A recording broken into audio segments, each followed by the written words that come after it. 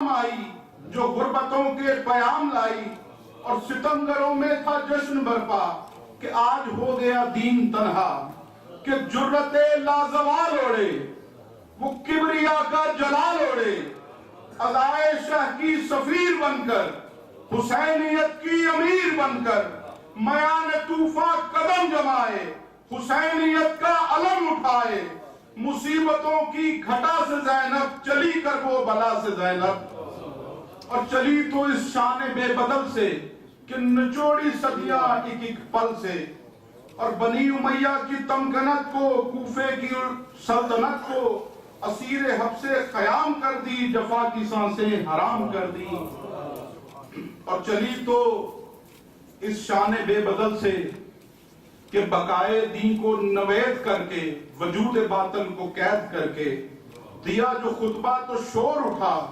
لبوں سے نعرہ پر زور اٹھا کہ ردائے روب و جلال اوڑے، جری اسد لافتہ کی بیٹی، خدا کے لہجے میں بولتی ہے نصیریوں کے خدا کی بیٹی، اور مٹا کے باطل کا نام زینب، چلی جو کوفے سے شام زینب، کہیں پہ ہمت وفا کو بخشی، کہیں پہ سجدوں کو دی تسلی، اور کہیں پہ شہرا کیا عزا کا، کہیں پہ سجدہ کیا خدا کا، اور کہیں ضلالت کا قصر ڈھایا، کہیں پہ باطل کا گھر جلایا، اور کہیں پہ لاشوں سے دشت پاٹا، کہیں سے خطبوں سے حلق کاٹا، اور کہیں علم مرتضیٰ کا گاڑا، کہیں پہ خیبر کا تار اکھاڑا، اور دمشق باطل میں زلزلہ ہے، تمام بازار ہل رہا ہے، اور لبوں کی شمشیر یوں چلائی کہ شہر چیخا تیری دہائی، اور رسن بدی ہے مگر کچھ ایسے ستم کے لشکر اٹھ رہے ہیں کہ جیسے عباس رنگ سے آ کر بغیر ہاتھوں کے لڑ رہے ہیں، پر محمد و آل محمد بلند۔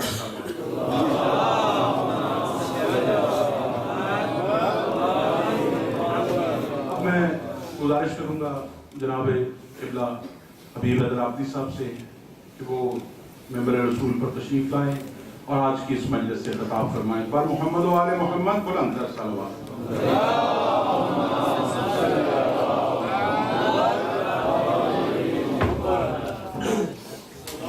کعبے سے آئی بچا خدا کے لیے، آئیے کعبے سے آئی بچا خدا کے لیے، اور چلے حسین مدینے سے کربلا کے لیے، اور وہاں حسین 72 چراغ لے کے چلے، دیے بجھانا جہاں کھیل تھا ہوا کے لیے، وہ اہل شان تھے، ان کے خیال میں ہی نہ تھا کہ چراغ مسئلہ بن جائیں گے ہوا کے لیے۔ پوری کبھی منشائے شبیر نہ ہوتی، پوری کبھی منشائے شبیر نہ ہوتی، اور بھائی کی مددگار جو ہمشیر نہ ہوتی، اور یہ خون چھپا جاتا اگر بنت علی کی بازار کے ہر موڑ پہ تقریر نہ ہوتی۔ نبی پاک زینب علیہ السلام اللہ کی ذات پر بلند تر صلوات۔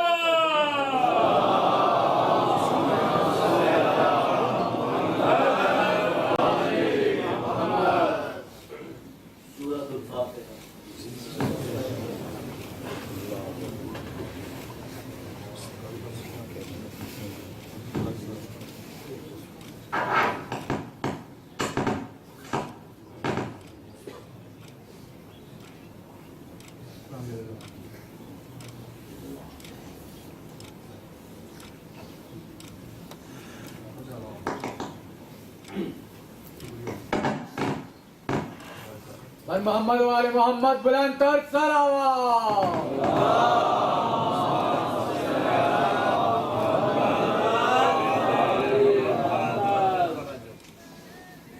اعوذ باللہ من الشیطان الرجیم، بسم اللہ الرحمن الرحیم، الحمد للہ رب العالمین، والصلاة والسلام علی اشرف الانبیاء والمرسلین، سید الاولین والآخرین، شفیع المذنبین، ابو القاسم محمد،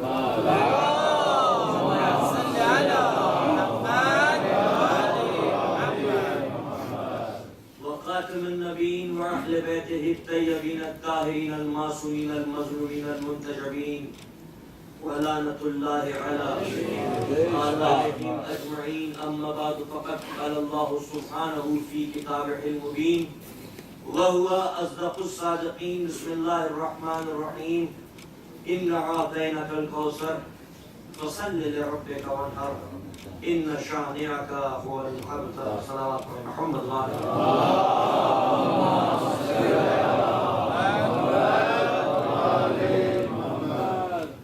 عظمت محمد و آل محمد پر بلند ترین صلوات.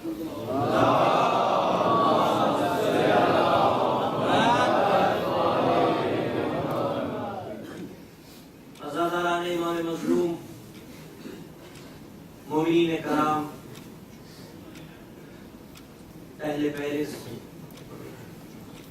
سلامت رہیں آپ کے یہ چہرے جو ذکر اہل بیت سن کر پھولوں کی طرح کھل جاتے ہیں اور اپنے لہو کی طہارت کا ثبوت فراہم کرتے ہیں اور تصدیق کرتے ہیں رسول کی اس حدیث کی کہ لا یبغضو کا مومن ولا یحب کا منافق. مومن تم سے نفرت نہیں کرے گا، منافق تم سے محبت کرے گا. اور ذکر علی کی تاثیر یہ ہے عزاداروں کہ زبان کٹنے کے باوجود بھی ذکر علی سے باز نہیں آتی. دہن میسم سے ٹپکتا ہوا لہو کا ہر قطرہ ولایت اہل بیت کا کلمہ پڑھتا ہوا نظر آتا ہے. اور ہمیں تو روایتوں سے پتہ ہی یہ چلا کہ منبر کہتے ہی اسے ہیں جس پر سے علی کی فضیلتیں بیان ہیں.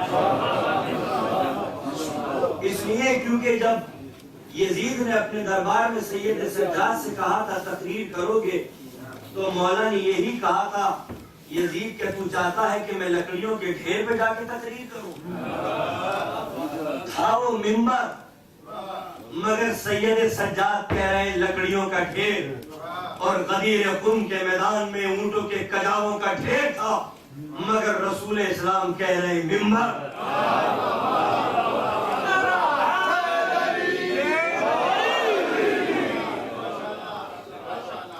یہ چلا کہ منبر کہتے ہی اسے ہے جس پر سے علی کی فضیلتیں بیان ہو. اگر علی کی فضیلتیں بیان نہ ہو تو منبر بھی ہو لکڑیوں کا ڈھیر کہلاتا ہے اور علی کے فضائل بیان ہو تو اونٹوں کے کجاووں کے ڈھیر ہو مگر منبر کہلاتا ہے. یقیناً اللہ اللہ کرنا ہمارا ایمان، ہمارا ایمان، ہمارا اعتقاد ہے. مگر کیا کریں کہ پاک پروردگار عالم کی ذات وہ ہے جو خود علی کی فضیلتیں بیان کرتی ہے. کیونکہ جب جنت کے دروازے کی کنڈی ہلتی ہے تو علی علی کی صدائیں بلند ہوتی ہے. اور آج کے ماڈرن دور میں انسان موبائل میں وہی رنگ ٹون لگاتا ہے جو اس کی سب سے زیادہ پسندیدہ ہوتی ہے. خدا کی قسم اگر غلط بیانی سے کام لوں تو زبان کاٹ دینا. مسلمانوں کی کتابوں میں یہ لکھا ہوا ہے کہ جب رسول اسلام منبر کی بلندیوں پر علی کی فضیلتیں بیان کرتے تھے تو منافقین کا ایک گروہ تھا جو کہتا تھا معاذاللہ بھائی کی محبت میں دیوانے ہوئے. ہر وقت علی کی فضیلتیں بیان کرتے رہتے. پروردگار عالم نے آیت نازل کر دی وَمَا يَنْطِقُ عَنِ الْهَوَىٰ إِنْ هُوَ إِلَّا وَحْيٌ يُوحَىٰ. یہ میرا نبی اپنی تمناؤں سے گفتگو نہیں کرتا بلکہ یہ جو بھی گفتگو کرتا ہے وہ وحی ہوتی ہے. وہ پھر مسلمان سر پہ قرآن رکھ کے فیصلہ کرے کہ منبر کی بلندیوں پر یہ رسول اسلام علی کی فضیلتیں بیان نہیں کر رہے تھے بلکہ یہ مشیت تھی جو مصطفیٰ کی زبان سے علی کے قصیدے بیان کر رہے تھے. یقیناً مصطفیٰ کرنا ہمارا ایمان، ہمارا ایمان، ہمارا اعتقاد. مگر کیا کریں کہ پاک مصطفیٰ کی ذات وہ ہے جو خود ناد علی پڑھتی ہوئی نظر آتی ہے. وہ پاک رسول جب اپنی معراج کی شروعات کرتا ہے تو جس گھر سے کرتا ہے وہ گھر علی کا ہوتا ہے. جب آسمان کی بلندیوں پر جاتا ہے تو فرشتے جس شکل میں اپنا دیدار کرواتے ہیں وہ چہرہ علی کا ہوتا ہے. جب پردے کے پیچھے سے آواز آتی ہے تو لہجہ علی کا ہوتا ہے. لہجہ علی کا کمال یہ ہے کہ مصطفیٰ بھی سن لے تو میرا ہو جایا کرتی ہے.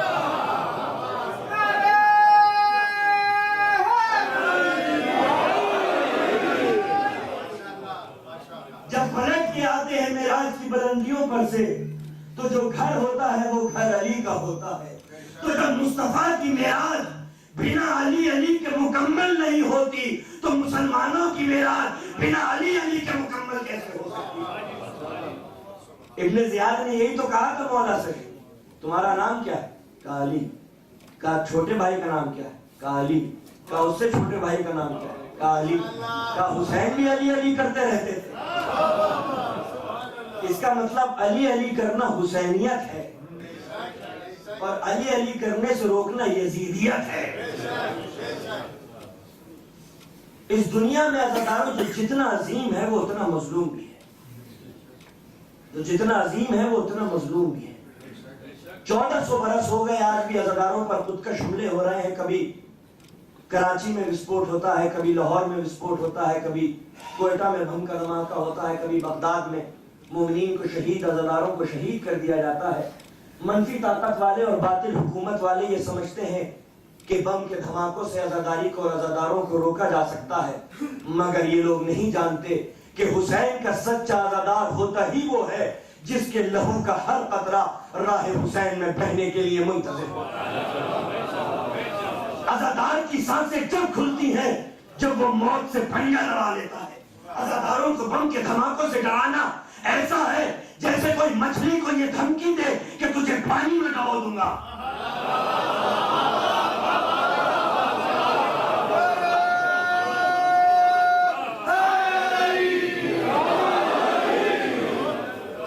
یہ وہ عزاداری ہے جو تمنا فاطمہ ہے، یہ وہ عزاداری ہے جو آرزو زینب ہے۔ نہ بنی امیہ کی حکومت اسے روک سکی ہے، نہ بنی عباسی کے منصوبے سے روک سکے ہیں، نہ تاتاریوں کی یورشیں سے روک سکی ہے۔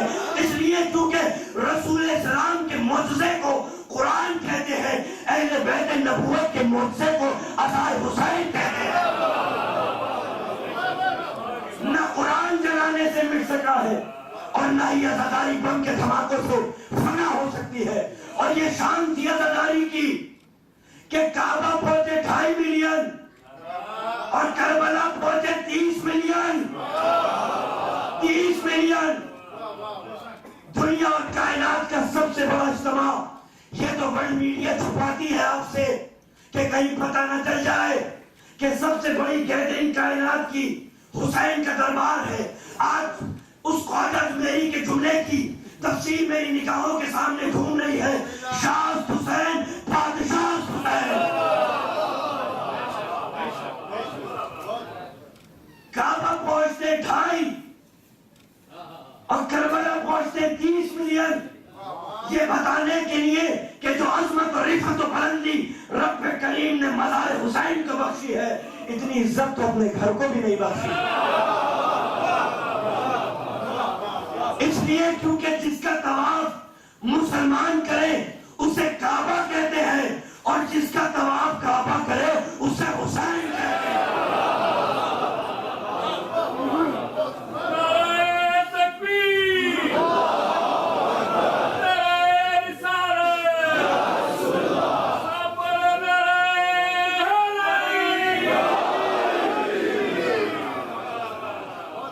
حیدر سے عداوت تھی تو کعبہ نہیں لیتے، پتھر کے مکی ہاتھ میں شیشہ نہیں لیتے۔ ہم لوگ ہیں مرہون کرم کرب و بلا کے، ہم لوگ سعودی سے وظیفہ نہیں لیتے۔ کعبہ جانے سے جسموں کی تطہیر ہوتی ہے، کربلا جانے سے نسلوں کی تطہیر۔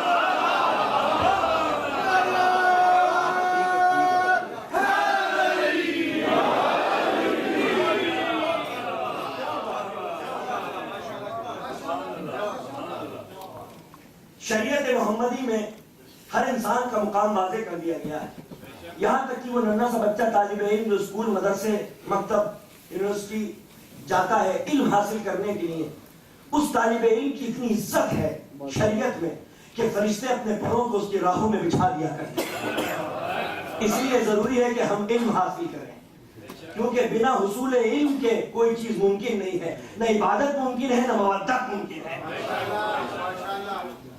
تو اس بچے کی اتنی عزت ہے شریعت میں جو علم حاصل کرنے کے لیے جا رہا ہے کہ فرشتے اپنے پروں کو اس کی راہوں میں بچھا دیا کرتے ہیں. تو فرشتے جس کی تعظیم کرے اسے طالب علم کہتے ہیں.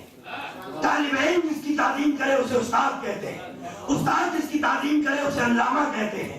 علامہ جس کی تعظیم کرے اسے مولانا کہتے ہیں. مولانا جس کی تعظیم کرے اسے فقیہ کہتے ہیں. فقیہ جس کی تعظیم کرے اسے تبع تابعین کہتے ہیں. تبع تابعین جس کی تعظیم کرے اسے تابعین کہتے ہیں. تابعین جس کی تعظیم کرے اسے محدث کہتے ہیں. محدث جس کی تعظیم کرے اسے صحابی کہتے ہیں. صحابی جس کی تعظیم کرے اسے نبی کہتے ہیں.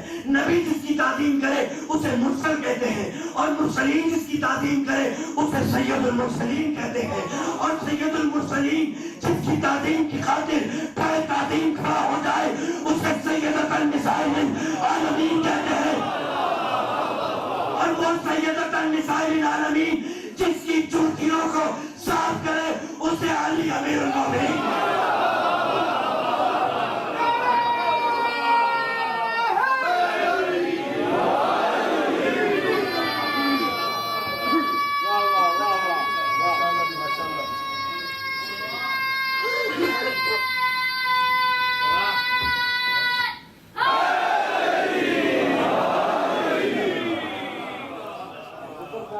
مولا رحمت نازل کرے نوازوں کے اوپر. جو مجلس میں بولے گا وہ قبر میں بھی بولے گا. جو مجلس میں خاموش رہے گا وہ قبر کی تاریکی میں بھی خاموش رہے گا. آسمان کی بلندیوں پر جلی نے اپنے ولی سے 70,000 راز بیان کیے تھے. نبی معراج کی بلندیوں سے زمین کی پستیوں پر آ گئے. نہ جانے کس شو میں آ کے میرے نبی نے کہہ دیا سلمان جو دل چاہے مجھ سے مانگ لے. سلمان نے اس وقت اپنے نبی سے کچھ نہیں مانگا بلکہ دوڑتا ہوا اپنے مولا کے پاس گیا. مولا کائنات رسول اسلام نے کھڑا ہوا آفر دے دیا ہے جو دل چاہے مجھ سے مانگے میں کیا مانگوں. مولا کائنات فرماتے ہیں معراج کی بلندیوں پر جلی نے اپنے ولی سے 70,000 راز بیان کیے تھے. اپنے نبی سے دست ادب چھوڑ کے جا کے کہے کہ ان 70,000 رازوں میں سے ایک راز بیان کر دے. سلمان دوڑتا ہوا پھر دوبارہ نبی اللہ کے پاس گیا. دست ادب چھوڑ کر کھڑا ہو گیا. یا نبی اللہ آپ نے کھلا ہوا آفر دیا تھا کہ جو دل چاہے سلمان مجھ سے مانگ لے. میں کیا مانگوں آپ سے, لیکن میں ایک راز جاننا چاہتا ہوں کہ وہ جو معراج کی بلندیوں پر اللہ نے آپ سے 70,000 راز بیان کیے تھے ان 70,000 رازوں میں سے ایک راز بیان کر دے. نبی نے مسکرا کے صحابی کی طرف دیکھ کے کہا سلمان ملایا علی سے.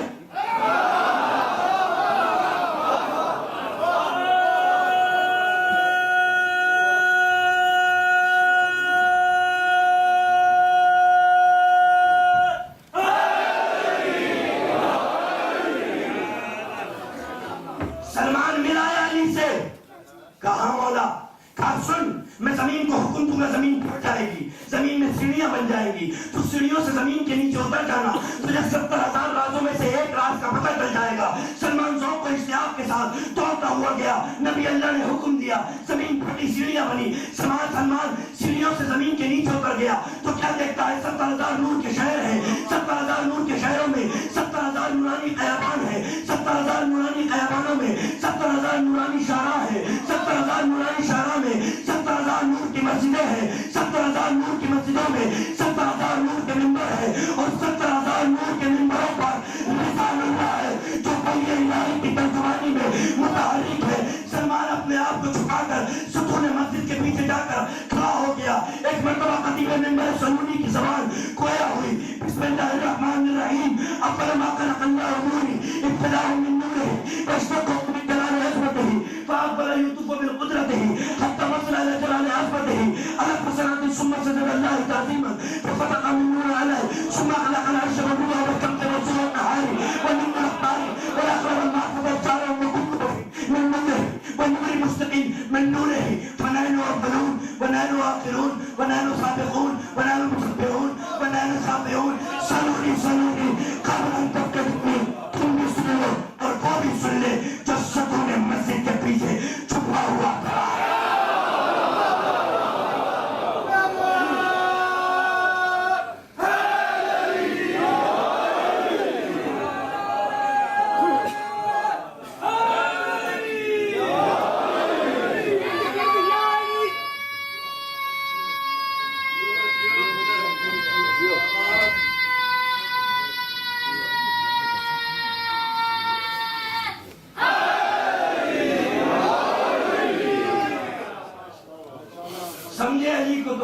سے سمجھے.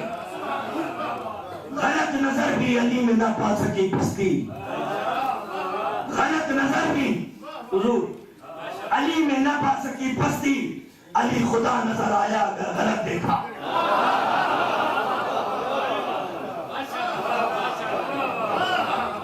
اگر غلط بھی دیکھو گے علی تو پستی نظر نہیں آئے گی، نصیریوں کا خدا نظر آئے گا.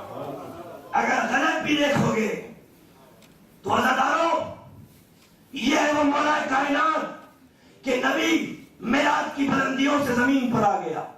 فَأَوْحَىٰ إِلَىٰ عَبْدِهِ مَا أَوْحَىٰ. جو چاہا پروردگار عالم نے اس رات معراج کی بلندیوں پر جلی نے اپنے ولی پر وحی کی. یہاں جبرائیل کوئی وسیلہ نہیں ہے، جبرائیل کوئی واسطہ نہیں ہے. نہ جانے کیا گفتگو ہوئی اللہ اور نبی کے درمیان، لیکن جب بھی صحابہ کرام دست ادب جوڑ کے اس آیت کی تفسیر پوچھا کرتے تھے، یا رسول اللہ آخر وہ کون سی راز و نیاز کی گفتگو تھی جو اللہ اور آپ کے درمیان معراج کی بلندیوں پر ہوئی؟ اور پروردگار عالم نے سورہ النجم میں فرما دیا فَأَوْحَىٰ إِلَىٰ عَبْدِهِ مَا أَوْحَىٰ. اللہ نے اپنے آپ پر جو چاہا وحی کی، مگر نبی کبھی اس آیت کی تفسیر بیان نہیں کرتے تھے. لیکن غدیر قوم کے میدان میں اونٹوں کے کجاووں کا ممبر بنا کر جب اپنی زندگی کا سب سے طویل ترین خطبہ خاتم الانبیاء نے دیا تو یہی کہا ہے صحابہ کرام تم مجھ سے پوچھتے تھے نا کہ اس آیت کی تفسیر کیا ہے، تو پھر سنو آج اس آیت کی تفسیر نازل ہوئی ہے. من کنت مولا ہو فہذا علی مولا.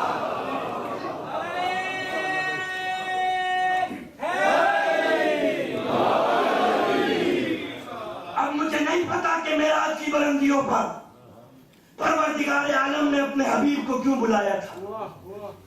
ہاں پتا بھی نہ چلتا اگر سورہ کوثر کی تفسیر ہماری آنکھوں کے سامنے نہ ہو. یہ سورہ کوثر نہیں ہے بلکہ منکروں کے منہ پر تماچا ہے پروردگار عالم کا کہ وہ نبی کہ جو اپنی نگاہیں اٹھا اٹھا کے آسمان کی طرف دیکھ رہا تھا. مشیت نے کہا ہے میرے نبی ہمیں معلوم ہے کہ تو نگاہیں اٹھا اٹھا کر آسمان کی طرف کیا مانگ رہا ہے. لا سوف یؤتیک ربک فترضی. اے میرے نبی ان قریب ہم تجھ کو وہ شے عطا کریں گے کہ تو راضی ہو جائے گا. مسلمان نماز پڑھتا ہے اس لیے کہ اللہ راضی ہو جائے، روزہ رکھتا ہے اس لیے تاکہ اللہ راضی ہو جائے، بیت اللہ کا طواف کرتا ہے اس لیے تاکہ اللہ راضی ہو جائے، حج کے فرائض انجام دیتا ہے، زکات دیتا ہے، امر بالمعروف نہی عن المنکر کے فرائض انجام اس لیے دیتا ہے تاکہ اللہ راضی ہو جائے. اور اللہ چاہتا ہے کہ مصطفیٰ راضی ہو جائے، اور مصطفیٰ راضی ہوتا نہیں جب تک سیدہ راضی نہ ہو جائے. اور سیدہ راضی ہوتی علی کی ولا سے اور حسین کی رضا سے. علی کی بلا سے اور حسین کی ادا سے. خدا کی قسم منبر سے بڑی کوئی مسرت نہیں، علم سے بڑا کوئی نشان نہیں، قرآن مجید سے بڑی کوئی کتاب نہیں. میں ان تینوں کی قسم کھا کے کہتا ہوں کہ عزاداری کا نظام بشر کے ہاتھ میں نہیں ہے، ما فوق البشر کے ہاتھ میں. زمانہ کے ہاتھ میں نہیں ہے، امام زمانہ کے ہاتھ میں. اگر زمانہ کے ہاتھ میں ہوتا تو عزاداری کب کی فنا ہو گئی ہوتی، مگر وہ حکومتیں فنا ہو گئی. لیکن عزاداری کا نظام مسلسل فروغ پا رہا ہے کیونکہ یہ اس بیوی کی تمنا تھی جس کے لیے مولا نے فرمایا نحنو حجت اللہ علی القلب و فاطمہ کا حجت اللہ علینا. ہم عالمین پر حجت ہیں اور فاطمہ ہم 11 ائمہ پر حجت ہیں.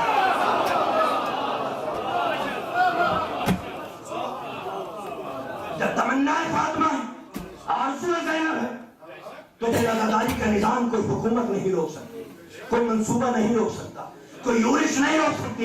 یہی وجہ ہے کہ جب پچھلے سال 2 سال پہلے روز عاشور کراچی کے اندر دھماکہ ہوا تو تکفیری یہ سوچ رہے تھے کہ 40 کا جلوس گھٹ کر آدھا ہو جائے گا، مگر خدا کی قسم جب پاکستان کے اندر 40 کا جلوس آج سے پاکستان کو دہلاتا ہوا نکلا تو جس کی تعداد روز عاشور تھی اس سے کئی زیادہ تعداد روز 40 تھی اور 90% جوان اپنے سر سے کفن باندھ کے آئے تھے یہ بتانے کے لیے کہ تم بم کے دھماکے کرو گے عزاداروں کے جسم کے ٹکڑے ہو جائیں گے، مگر ہر لہو کے خطرے سے، ہر جسم کے ٹکڑے سے لبیک یا حسین کی صدائے بلند ہو۔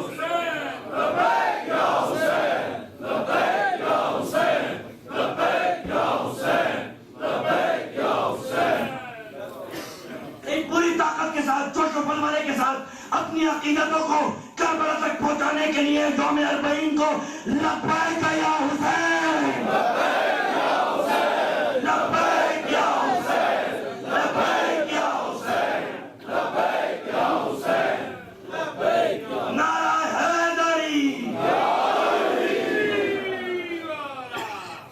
تو جب تمنائے فاطمہ ہے تو اللہ چاہتا ہے کہ مصطفیٰ راضی ہو جائے، اور مصطفیٰ چاہتے ہیں کہ سیدہ راضی ہو جائے۔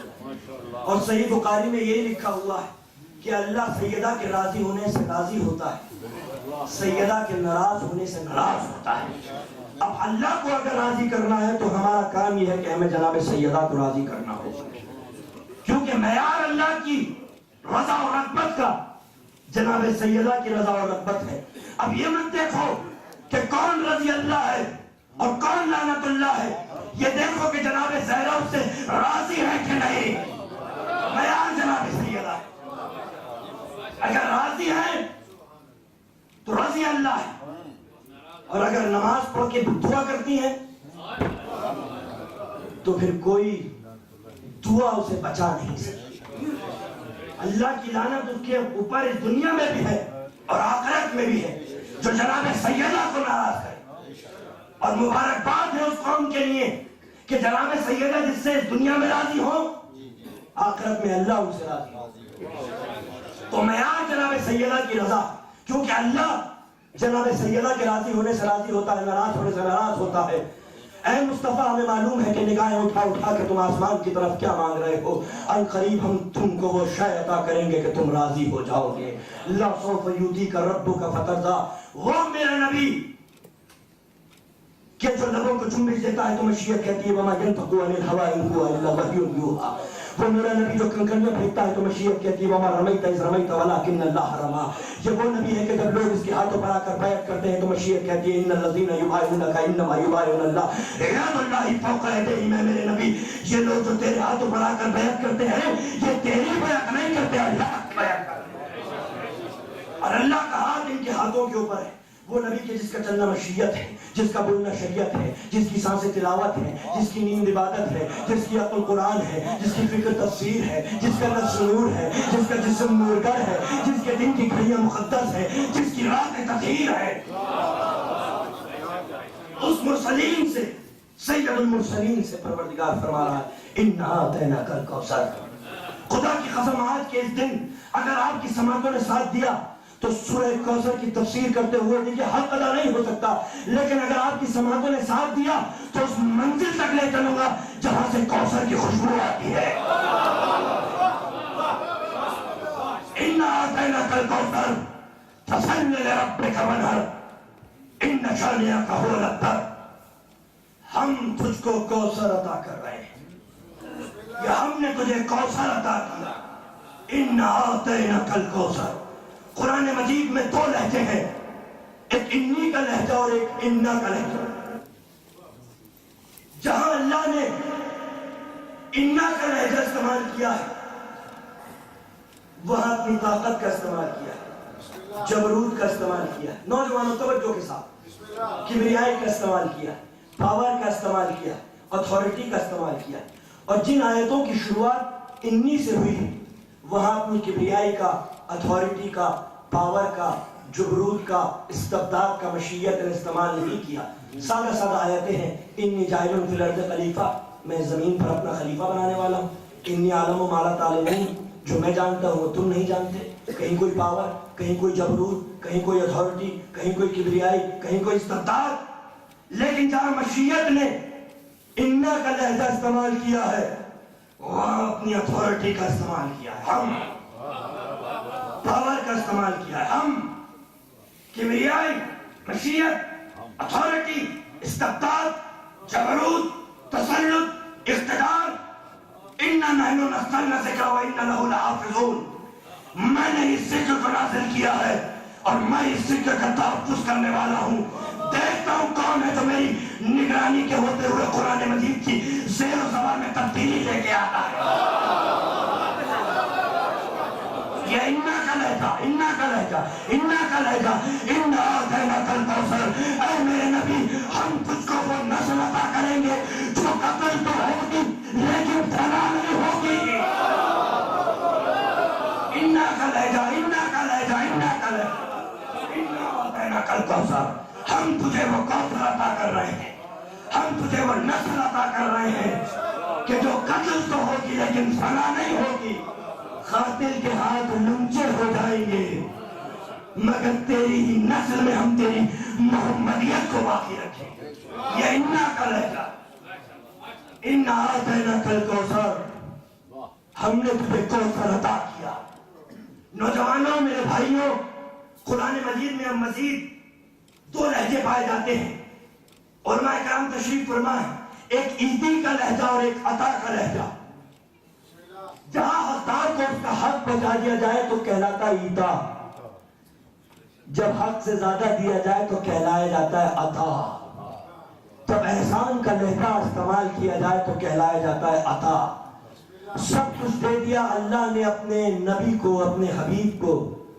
کبھی یہ نہیں کہا کہ اے میرے نبی ہم تجھے عطا کر رہے ہیں. عطا کا لہجہ مشیت پورا قرآن مجید پڑھ جائیے آپ کو کہیں بھی عطا کا لہجہ مشیت استعمال کرتے ہوئے نظر نہیں آئے گی. تمام کائنات کی نعمتیں نبوت کے دامن میں مشیت نے ڈال دی مگر کہیں نہیں کہا کہ اے میرے نبی ہم تجھے عطا کر رہے ہیں، بلکہ یہی کہا کہ اے میرے نبی ہم تجھے عطا کر رہے ہیں. یہاں تک کہ قرآن مجید بھی دیا ہے تو یہی کہا کہ اے میرے نبی ہم تجھے قرآن عطا نہیں کر رہے، عطا کر رہے ہیں. قرآن کی آیتیں عطا کر رہے ہیں. حق ہے تیرا کہ قرآن کی آیتیں تیرا پیچھا کرتی ہوئی تجھ تک پہنچ جائیں. ایسا نہیں ہے عزاداروں کہ قرآن نازل ہوا ہو اور معصومین نے اس پہ عمل کیا ہو. نہیں، یہ عمل کرتے جاتے تھے. اللہ کی مدح اور تعریف قرآن کی آیتوں میں ڈھلتی چلی جاتی تھی. وہ سویا تو رضائیں لٹا دی، اس نے انگوٹھی دی تو ولایتیں لٹا دی، وہ میدان میں آیا تو صداقتیں لٹا دی، اس نے چادر اوڑھی تو طہارتیں لٹا دی. ایسا نہیں ہے کہ قرآن کی آیتوں پہ انہوں نے عمل کیا، نہیں، انہوں نے عمل کیا. اللہ نے تصدیق کی، سند کے طور پر آیت نازل کر دی. یہی وجہ ہے کہ جو جیا تب آیت آ گئی، جب جاگا تب آیت آ گئی، جب سویا تب آیت آ گئی، جب گزرا تب آیت آ گئی. جس کے تنفس کا ہر نظام آئین مشیت کو لیے ہوئے قدرت نے پوری زندگی کا ایک حلقہ کھینچ کر ایک لفظ لکھ دیا، وما تشاؤون الا ان یشاء اللہ. یہ کچھ نہیں چاہتے، یہ وہی چاہتے ہیں جو ان کا معبود چاہتا ہے. یہ عالی بات ہے. یہ کچھ نہیں چاہتے، یہ وہی چاہتے ہیں جو ان کا معبود چاہتا ہے، اور ان کا معبود بھی کچھ نہیں چاہتا، تو وہی چاہتا ہے جو یہ چاہتے ہیں. توجہ ہے. سب کچھ دے دیا میرے نبی کو مگر کہیں نہیں کہا کہ ہم تجھ پہ احسان کر رہے ہیں، ہم تجھے عطا کر رہے ہیں. سب کچھ دیا ہے میرے نبی کو، کبھی نہیں کہا میرے نبی ہم تجھے عطا کر رہے ہیں. یہی کہا کہ ہم تجھے عطا کر رہے ہیں. حق ہے تیرا میرے نبی کہ قرآن کی آیتیں تیرا پیچھا کرتی ہوئی تجھ تک پہنچ جائے. اے میرے نبی ہم نے تجھے سید المرسلین بنایا، حق تھا تیرا. اے میرے نبی ہم نے تجھے خاتم الانبیاء بنایا، حق تھا تیرا. اے میرے نبی ہم نے کائنات کی نعمتیں تیری جولی میں ڈال دی، حق تھا تیرا. اے میرے نبی ہم نے تجھے ابو طالب جیسا چچا دیا، حق تھا تیرا. اے میرے نبی ہم نے تجھے علی جیسا ولی بھائی دیا، حق تھا تیرا. ہم نے تجھے حسن جیسا نواسا دیا، حق تھا تیرا. ہم نے تجھے حسین جیسا نواسا دیا، حق تھا تیرا. ہم نے تیرے اوپر قرآن مجید نازل کیا، حق تھا تیرا. لیکن ہم نے تیرے اوپر کوثر نازل کیا، حق نہیں تھا، احسان تھا. پروردگار عالم، احسان پروردگار عالم کو کوثر کہتے ہیں. انا اعطیناک الکوثر. اے میرے نبی ہم تجھے کوثر عطا کر رہے ہیں، عطا نہیں کر رہے. اب جب کوئی چیز عطا کی جاتی ہے، حقدار کو اس کا حق پہنچا دیا جاتا ہے. توجہ، علماء کرام کی فرمان، حقدار کو اس کا حق پہنچا دو، عطا. حق سے زیادہ دو، عطا. لیکن جب حقدار کو اس کا حق پہنچایا جائے گا تو حقدار جہاں ہوگا حق پیچھا کرتا ہوا اس تک پہنچ جائے گا.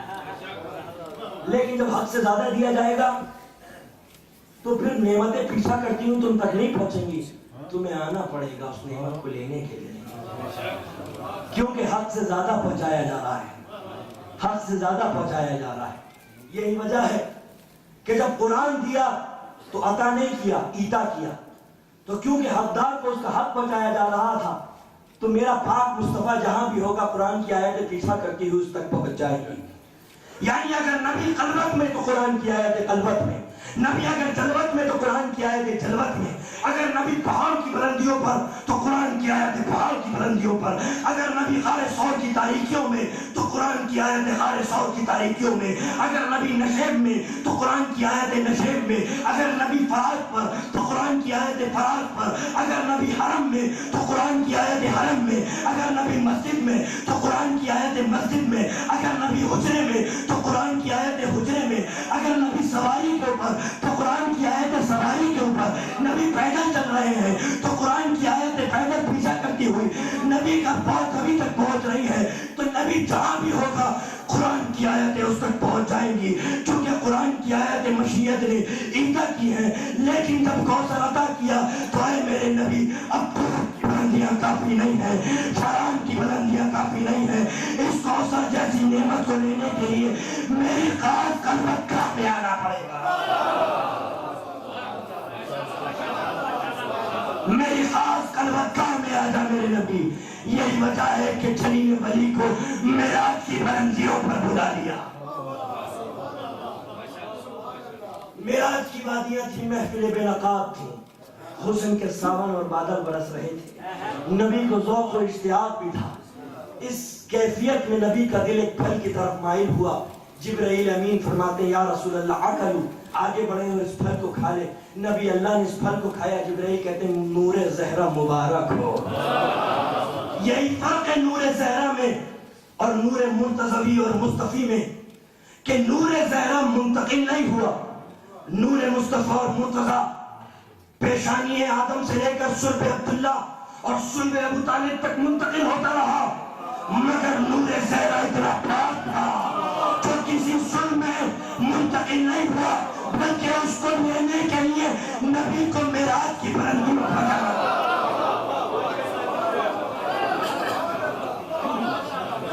سیدہ طاہرہ معصومہ بلند تر صلوات۔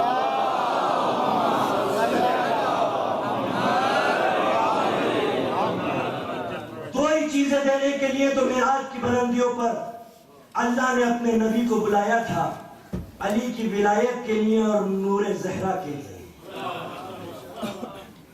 اس لیے کیونکہ جب بات جتنی امپورٹنٹ ہوتی ہے نا وہ اتنی تنہائیوں میں کی جاتی ہے۔ اب آپ اس سے اندازہ لگائیں کہ یہ باتیں کتنی امپورٹنٹ ہیں۔ اگر مجھے کوئی بات کرنی ہوگی تو میں یہی کر لوں گا حضور سے، اگر زیادہ امپورٹنٹ ہوگی تو میں ذرا باہر چلیے، اور زیادہ امپورٹنٹ ہوگی تو میں یہاں نہیں، کافی نہیں ہے، بلکہ جو میرا کمرہ ہے وہاں پہ میں رکا ہوا ہوں وہاں پہ آپ آئیے۔ خاموشی جمود اور سکوت کے عالم میں گفتگو ہوگی، کیونکہ راز و نیاز کی بات ہے، کیونکہ معاملہ ولایت علی اور نور زہرہ کا تھا۔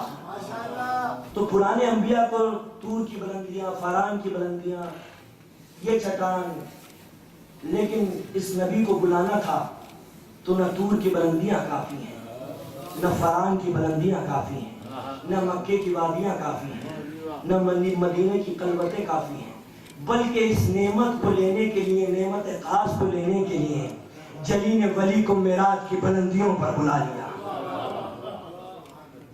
اِنَّا آتَيْنَاكَ الْكَوْثَرَ، ہم تجھے کوثر عطا کر رہے ہیں، بزم سدرہ کو سجا لوں تو تیرا ذکر کروں، پاک سیدہ تیرا ذکر کروں تو کیسے کروں اس گندی زمین کے اوپر؟ پہلے مجھے سدرۃ المنتہا کی فضاؤں کو سجا تو لینے دو، اس کے بعد یہ فضائیں اتنی ہموار ہوں گی کہ پاک سیدہ طاہرہ تیرا ذکر کر سکوں، بزم سدرہ کو سجا لوں تو تیرا ذکر کروں، حد فردوس میں آلوں تو تیرا ذکر کروں، اس گندی زمین پر ذکر کروں تیرا تو کیسے کروں؟ پہلے مجھے جنت کی سرحدوں میں تو داخل ہو لینے دو، اس کے بعد میں صلاحیت بنوں گا کہ میں پاک سیدہ تیرا ذکر کر سکوں، بزم سدرہ کو سجا لوں تو تیرا ذکر کروں، حد فردوس میں آلوں تو تیرا ذکر کروں، سر پہ قرآن اٹھا لوں تو تیرا ذکر کروں، آب کوثر سے نہا لوں تو تیرا ذکر کروں۔ کیوں؟ کیونکہ ताज अजमत है तेरा नाम गिरामी ज़हरा, रूह मरियम तुझे देती है सलामी ज़हरा।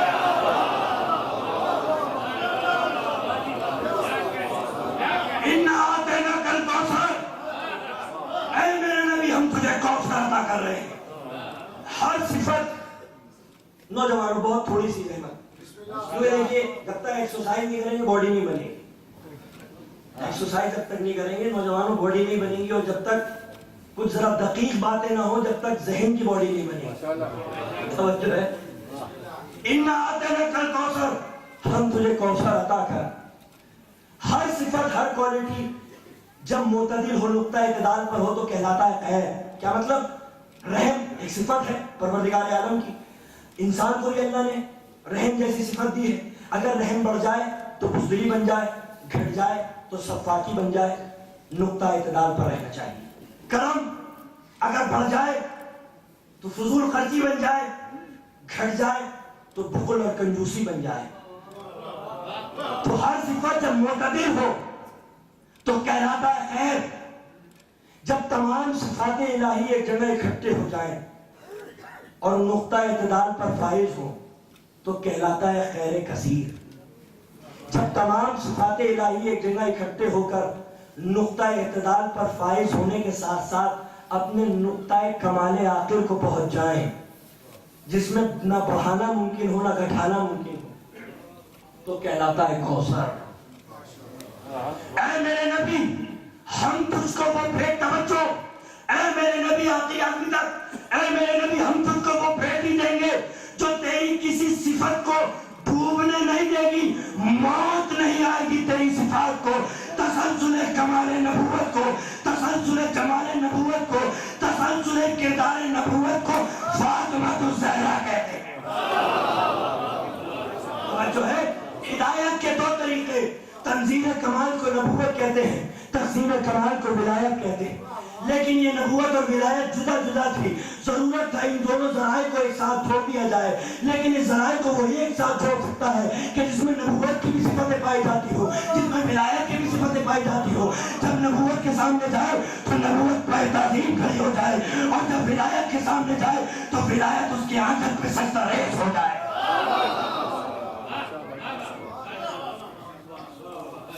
नबी आखिरत का हंगामा हो, जनाब सैयदा तशरीफ लाए, नबी पर ताज़ीम खड़े होंगे, नबी खड़े होंगे तो अली पर ताज़ीम खड़े, अली पर ताज़ीम खड़े होंगे तो 11 आइम्मा पर ताज़ीम खड़े। जब 11 आइम्मा पर ताज़ीम खड़े हो जाएंगे तो 1,23,999 अंबिया पर ताज़ीम खड़े हो जाएंगे। जब 1,23,999 अंबिया पर ताज़ीम खड़े हो जाएंगे तो सारे कलंदर औलिया सब पर ताज़ीम खड़े हो जाएंगे। फिर जितने भी नेक इंसान होंगे शुरू से लेकर आखिर तक वो सब जनाब सैयदा के लिए पाए ताज़ीम खड़े हो जाएंगे। तो ये खाली नबी ने ज़हरा की ताज़ीम नहीं की, तमाम खुदाई ने सैयदा की ताज़ीम की है। और अगर बाप ने बेटी की ताज़ीम की होती तो नौजवानों ये सुन्नत बन जाता कि हर बाप अपनी बेटी की ताज़ीम के लिए पाए ताज़ीम खड़ा होता। मगर हमें कोई मुकद्दस सहाबा कराम नजर नहीं आता कि अपनी बेटी की ताज़ीम के लिए पाए ताज़ीम खड़ा हो रहा हो। सुन्नत पे अमल करने वाले कम से कम इतना तो करते कि भाई नबी अपनी बेटी की ताज़ीम के लिए पाए ताज़ीम खड़ा हो जाते तो सुन्नत बन गया, हर बाप अपनी बेटी की ताज़ीम के लिए पाए ताज़ीम खड़ा हो जाए। लेकिन ये बाप ने बेटी की ताज़ीम नहीं की, ये सैयदुल मुरसलीन ने सैयदतुन निसाइल आलमीन की ताज़ीम। ये बेटी नहीं थी जिसकी रसूल ताज़ीम कर रहे थे, ये सल्तनत ममलिकत इस्लाम की ताजदार मुतलक अव्वल व आखिर थी कि जिसकी ताज़ीम करना रसूल के मनसब पर वाजिब था। रसूल की जात पे नहीं। जब पाकिस्तान का प्रेसिडेंट आएगा ना, प्राइम मिनिस्टर फ्रांस, तो प्रोटोकॉल ये होगा उसका कि फ्रांस का प्राइम मिनिस्टर रिसीव करने के लिए जाएगा। प्रोटोकॉल होता है जो हम वजन होता है, हमसर होता है, जो ओहदे में बराबर होता है, वही प्रोटोकॉल का तकाजा है, रिसीव करने के लिए जाता है। तो पाए ताज़ीम वही खड़ा होगा जनाब सैयदा के जो प्रोटोकॉल में बराबर हो। तो ये बाप ने बेटी की ताज़ीम नहीं की, ये एक मनसबदार ने दूसरे मनसबदार की ताजीम की। यही गलती हो गई दुनिया से। दुनिया समझी कि नाना की पुष्प पे नवासा है। अगर ये नाना की पुष्प पे नवासा होता तो रसूल गिरा देते। और ये तारीख इबादत में सुनहरे लफ्जों से लिखा जाता कि रसूल को नवासा बहुत अजीज था, मगर सजदा ज्यादा अजीज था। रसूल की इबादतों में मजीद चार चांद लग जाते। और वो रसूल आजम जो इबादतों का मफहूम सिखाने आया, उसको ये ज़ेब नहीं देता कि नवासे की खातिर सजदे को तूल दे। मगर ये नाना की पुष्प पे नवासा नहीं था, ये नबूवत की बुलंदियों पे विलायत थी। ये फराज इस्मत पे इमामत कुबरा का वज़न रखा हुआ था। जैसे ही नबूवत की पेशानी सजदा रेज हुई, एक बच्चा सहाबियत की सफ़ों को चीरता हुआ नबी के पुष्प पे सवार हो गया। जिब्राइल अमीन नाज़िल हुए, मेरे मनसबदार रिसालत परवरदिगार आलम का ये कतन फैसला है कि जब तक ये बच्चा अपनी रज़ा और रग़बत से न उतर जाए, सजदे को तूल देते रहो। नबूवत की पेशानी सजदा रेज रही और नबी ने 70 मरतबा कहा सुभान रब्बियल आला व बिहम्दे, सुभान रब्बियल आला व बिहम्दे, सुभान रब्बियल आला व बिहम्दे। तवज्जो, हुसैन नाम नहीं है नवासे का, सजदों की आबरू को हुसैन कहते हैं। जो कुदरू है सजदा है, जो कुदरू है इबादत है। नौजवानों, अगर हुसैन की ताजीम करना किसी भी इबादत से कमतर होता तो फरिश्ते कभी भी अर्श के मुसल्ले छोड़ के फर्श में ना आते, और अगर आ भी जाते तो दर की औला में गिरफ्तार हो जाते। न जाने फरिश्तों ने फक्र किया होगा किसकी इबादत के ऊपर, मगर हमें तो यही मिला। अगर फरिश्ते फक्र करते हैं तो इसी बात पर कि मैंने जनाबे सैयदा के लाल का झूला झुलाया, हुसैन की ताज़ीम की। फरिश्तों के अर्श के मुसल्ले छोड़ देना और फर्श पे हुसैन का झूला झुलाना और दर के औला में गिरफ्तार ना होना, इस बात का सबूत है कि ताज़ीम हुसैन खुद रूह सजदा है, खुद रूह इबादत है। हुसैन की ताज़ीम करना। इन्ना आतेना कल कौसर, हमने तुझे कौसर अता किया। मैंने नहीं, हमने तुझे कौसर अता किया। अगर मेरे अलावा खदीजा ना होती तो कौसर तुझ तक कैसे पहुंचता। यही वजह है कि रसूल इस्लाम से न जाने किसी ने क्या कह दिया कि पेशानी नबूवत पर लकीरें पड़ने लगी और आंखें खैज़ व गज़ब से सुर्ख हो गई। और नबी ने फरमाया, क्या कहा तूने खदीजा के बारे में?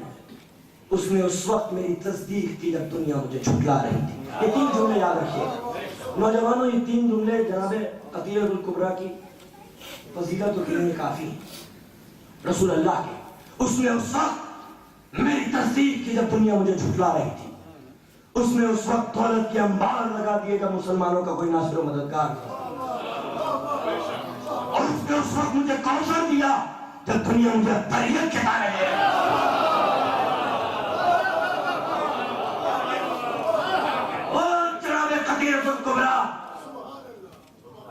कि जहां सब नजीस थे आपका लक़ब ताहिरा था, जहां फाहिश और अय्याशी आम थी, वहां अरब आपको ताहिरा सैयदा कह के पुकारते थे।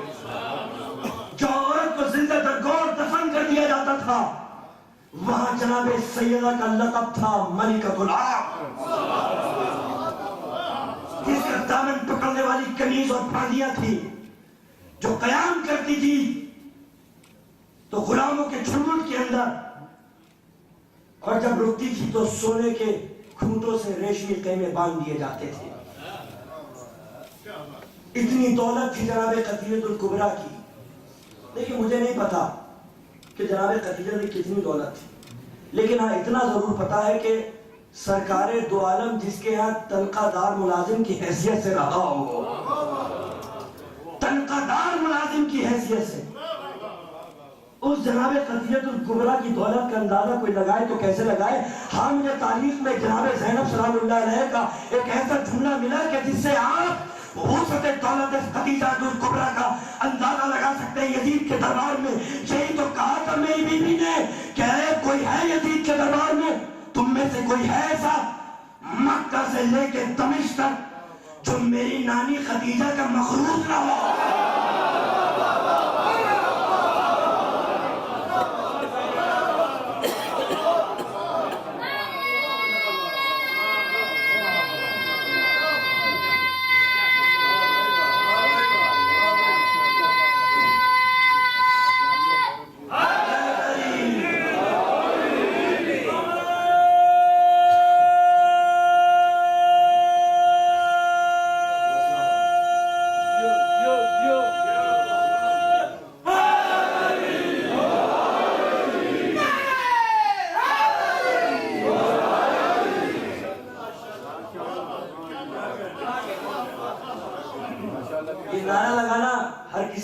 تقدیر اور قسمت تھوڑی نہ ہوتی.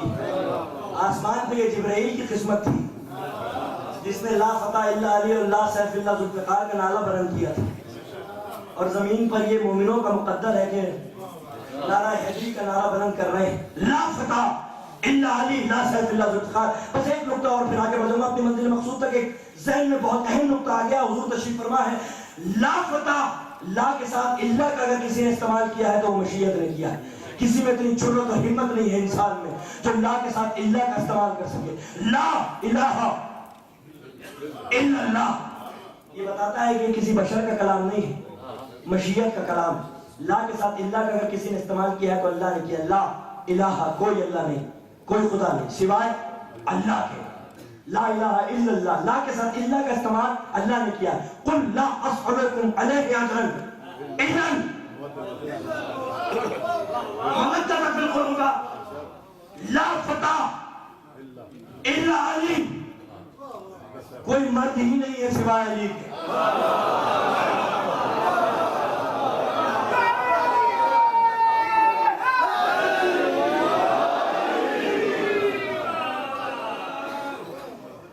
اور مشیت کو معلوم تھا, اللہ کے علم غیب میں تھا کہ مورخ کا بکا ہوا قلم نہ جانے کس کس کو سیف اللہ بنا دے گا.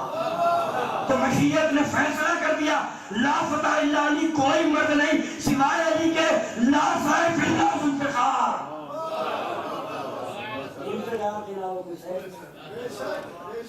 لہذا کوئی ایسا مکہ سے لے کے دمشق تک جو میری نان خدیجہ الکبریٰ کا مقروض نہ ہو. وہ خدیجہ الکبریٰ کے مورخین و مفسرین نے لکھا ہے کہ خدیجہ الکبریٰ کا بزنس اتنا طویل تھا کہ اگر ہاتھ کھینچ لیتی تو پھر عرب کی اکانومی کولیپس ہو گیا, غربت آ جاتی ہے عرب کے اندر. 90% عرب کی اکانومی کا دار و مدار جناب خدیجہ الکبریٰ کی تجارت کے اوپر تھا. تجارتی کارواں آپ کے جاتے تھے, دمشق جاتے تھے, لوگ جو ڈاکو تھے وہ لوٹ لیا کرتے تھے. ایک دن آپ جناب حضرت ابو طالب کے پاس آگے کہتی ہیں اے سید الوطا, اے بنی ہاشم کے سردار, یا کریم ابن کریم, یا سقی ابن سقی, آپ کے ہاتھوں میں لکیریں نہیں ہیں, سخاوت کے بہتے ہوئے دریا ہیں. دنیا یتیم بناتی ہے, آپ یتیموں کو سینے سے لگا لیتے ہیں. دنیا بیوہ بناتی ہے, آپ بیواؤں کی سروں پر عظمتوں کی رضا ڈال دیتے ہیں. دنیا ایک قطرہ آپ کے لیے جانے لے لیتی ہے, آپ کی در حیات کی سبیلیں کبھی خشک نہیں ہوا کرتی. دنیا ایک نوالے کے لیے قتل کر دیتی ہے, آپ کے سخاوت کے گرم تندوروں کی بوئے صحراؤں کے پھوکوں کو بلا کر سیراب. کہا میرے تجارتی کارواں دمشق جاتے ہیں, وہاں پہ گنڈے بدماش لچے لفنگے تجارتی کارواں لوٹ لیا کرتے ہیں. کوئی تدبیر؟ کہا ہاں کیوں نہیں. آپ نے سارے بدماشوں کو بلایا, ادھر آؤ, میٹنگ کی گئی. کہا سنو, خدیجہ الکبریٰ کے ساتھ تجارت کرو گے؟ کہا تجارت خدیجہ الکبریٰ کے ساتھ؟ کہا ہاں کیوں نہیں, ہمارا نصیب مقدر کھل جائے گا. یہ ایسا کسی فقیر سے کہو گے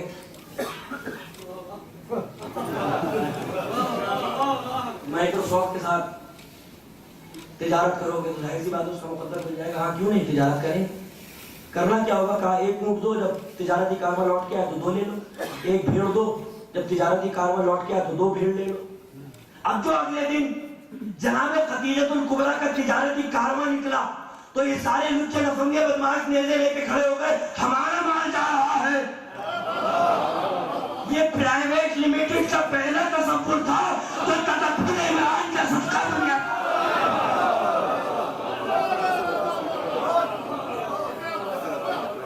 تدبر عمران کا صدقہ جو دنیا کھا رہی. اب آپ حضرت عمران کے پاس جا کے کہتی ہیں کہ آپ کی تدبیر کام آ گئی اور جو مجھے نقصان ہوتا تھا کچھ فائدے میں تبدیل ہو گئی, لہٰذا یہ کہ اجرت آپ نے کہا ہم یہ نہیں لیتے, لیکن ہاں میرا بھتیجا جوان ہو گیا, اسے نوکری کی تلاش ہے, کل میں اس کو تمہارے گھر پہ لے کے آؤں. حضرت ابو طالب مصطفیٰ جیسے جوان کو لے کر خدیجہ الکبریٰ کے قصر عالی شان کی طرف چلے.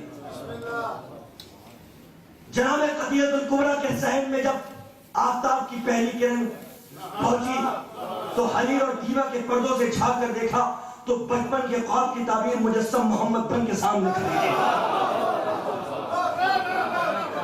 وہ جو بچپن سے کانوں میں بشارت دیتا آ رہا تھا آج مجسم سامنے کھڑا ہوا تھا۔ بیوی سمجھ گئی کہ ہو نہ ہو یہ مافوق البشر ہے۔ کہا میسرہ تم حاکم بن کے نہیں جا رہے، غلام بن کے جا رہے ہو مصطفیٰ کے یتیم عبداللہ۔ تمہارا کام یہ ہے کہ صبح رات دن شام اٹھتے بیٹھتے جاگتے سوتے نظر رکھو مصطفیٰ کی عادت و خصلت و اطوار و کردار۔ اگر یہ تجارتی کارواں لوٹ کے آئے تو سب سے پہلا سوال جو جناب خدیجہ الکبریٰ نے میسرہ سے کیا، میسرہ محمد کے عیب بیان کرو۔ کہا قل کا عظیم قلب کا کریم گفتار کا صدیق ہے۔ کہا تم نے میرا سوال نہیں سنا، مصطفیٰ کے عیب بیان کرو۔ کہا جب یہ چلتا ہے تو اس کے نقشے کپڑے پر ایک پر ظاہر نہیں ہوتے، شاخیں چھپ چھپ کر جسے سلام کرتی ہے، اب جس پر سایہ فکن رہتا ہے۔ کہا تم نے میرا سوال نہیں سنا کہ مصطفیٰ کے عیب بیان کرو۔ کہا قریش سے بڑا کوئی بہادر نہیں، بنی ہاشم سے بڑا کوئی کریم نہیں، ابو طالب سے بڑا کوئی سردار نہیں، عبد المطلب سے بڑا کوئی سقی اور کریم نہیں۔ عبد المطلب کا یہ پوتا ہے، ابو طالب کا یہ پڑھاتا ہے۔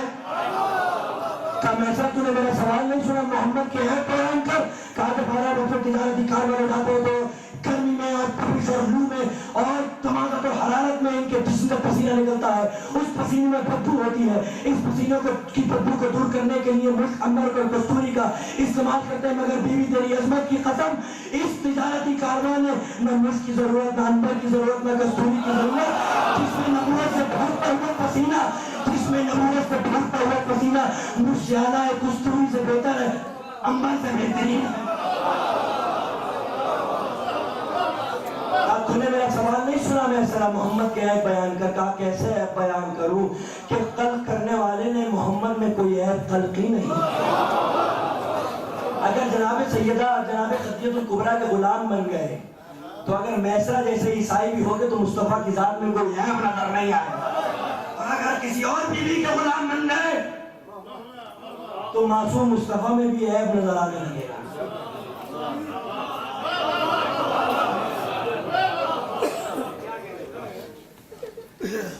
ہر بیوی دلہن بن کے نبوت کی در پر آئی ہے، مگر یہ جناب خدیجہ الکبریٰ کا شرف ہے کہ مصطفیٰ خود دلہا بن کر جناب خدیجہ الکبریٰ کے در تک پہنچے۔ دنیا یہ کہتی ہے کہ بیوہ تھی، دنیا کہتی ہے بیوہ تھی۔ آپ کی عمر 25 برس، جناب خدیجہ الکبریٰ کی عمر 40 برس۔ ٹھیک ہے، اگر یہ مان بھی لیا جائے کہ جناب خدیجہ کی عمر 40 برس تھی اور آپ کی 25 برس تھی، تو جناب فاطمہ الزہرا کا آپ نے اعلان رسالت کب کیا؟ 40 سال کی عمر میں۔ ٹھیک ہے، یعنی بی بی کی عمر 55 برس۔ جناب سیدہ کا ظہور کب؟ نور زہرا کا ظہور کب؟ بعثت کے 5ویں برس، یعنی آپ کی عمر 45 برس، جناب خدیجہ الکبریٰ کی عمر 60 برس۔ تو کیا 60 برس کی عمر میں بچے ہوتے ہیں؟ تو یا تو معجزہ مانو حاجرہ کی طرح، یا پھر یہ مانو کہ عام انسانوں کی طرح ان کی ولادت نہیں ہوتی۔ دو ہی صورتیں، جو بات ہلکی لگے وہ انسان قبول کر لے، یا تو 60 برس کی عمر میں ولادت نہیں ہوتی، ہوتی ہے تو جو عام طریقہ کار ہے اس پر یہ بچے پیدا نہیں ہوتے۔ بی بی کی عمر اتنی ہی تھی جتنی رسول اسلام کی تھی۔ یہ تو کسی کی کمسنی ظاہر کرنے کے لیے بی بی کی عمر کو بڑھا دیا گیا، اور جو فخر بی بی کے پاس ہے وہ کسی اور بی بی کے پاس نہیں، اس لیے کیونکہ وہ واحد خدیجہ الکبریٰ کی ذات ہے جسے مصطفیٰ کنوارا ملا۔ توجہ ہے؟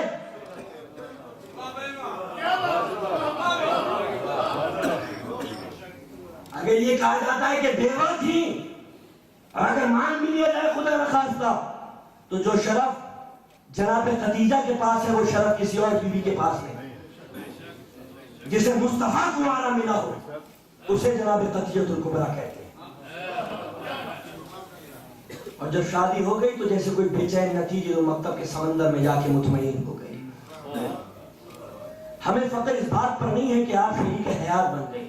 شریک حیات بن جانا کوئی فخر کی بات نہیں ہے، شریک مقصد حیات بن جانا چاہیے.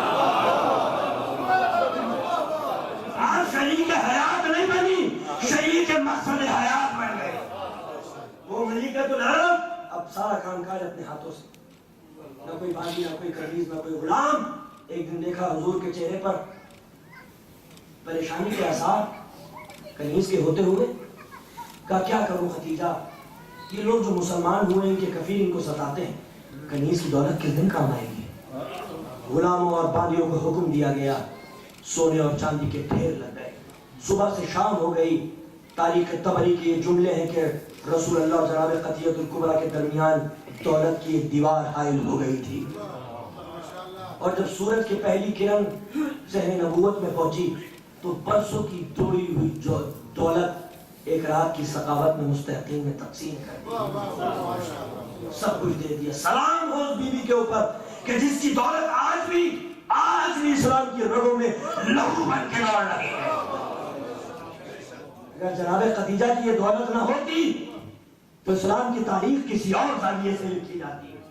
سلام ہو ہمارا اس بیوی کے اوپر کہ جس کی دولت نے اسلام کی تقدیر میں چار چاند لگا دیے، جس کی دولت کی وجہ سے مسلمانوں کے فاقے میں پیٹ بھرے ہیں، جن کے یتیم بچوں کو سکون آیا ہے تو جناب قطیعۃ الکبریٰ کی دولت کی بنا پر آیا.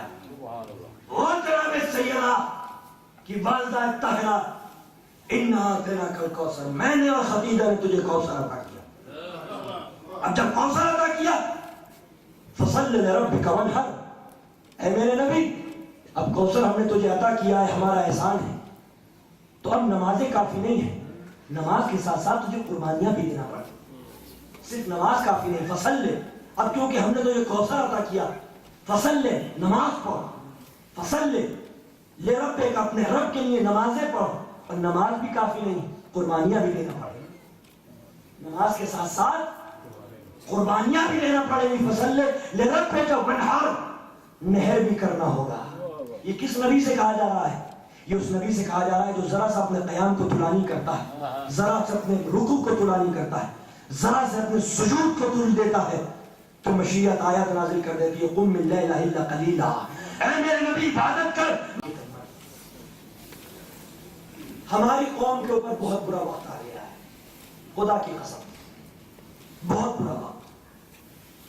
اور جہاں تک روایتوں کا سوال ہے، میں نے ابھی ایک روایت دیکھی مولا کائنات سے نہج البلاغہ میں کہ جب کسی نے پوچھا مولا یہ بتائیے کہ ایک حتمی دلیل بتائیں امام زمانہ کے ظہور، تو مولا فرماتے ہیں کہ دیکھو جب تم عرب میں ایک انقلاب پیدا ہو جس کی شروعات مصر سے ہوئی ہو تو پھر سمجھ لینا ہمارے آخری حجت کا ظہور بہت نزدیک ہے. اگر یہ عرب کا انقلاب وہی انقلاب ہے جس کی طرف مولا کائنات نے اشارہ کیا تھا تو عزاداروں وہ دن زیادہ دور نہیں ہے جب تمہارا مولا ظہور فرمائے گا اور خانہ کعبہ کے اوپر عباس کا علم گاڑ کے کہے گا عزاداروں حسین بے کس اور مظلوم کا ماتم مناؤ، ماتم مناؤ. قوم کے اوپر بہت برا وقت آ گیا ہے.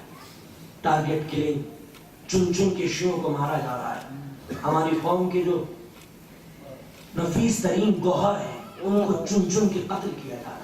حال ہی میں لاہور کے اندر علامہ ناصر عباس ملتانی کو شہید کر دیا گیا. اس کا جرم کیا تھا؟ جرم یہ تھا کہ منبر کی بلندیوں سے وہ حقائق بیان کرتا تھا.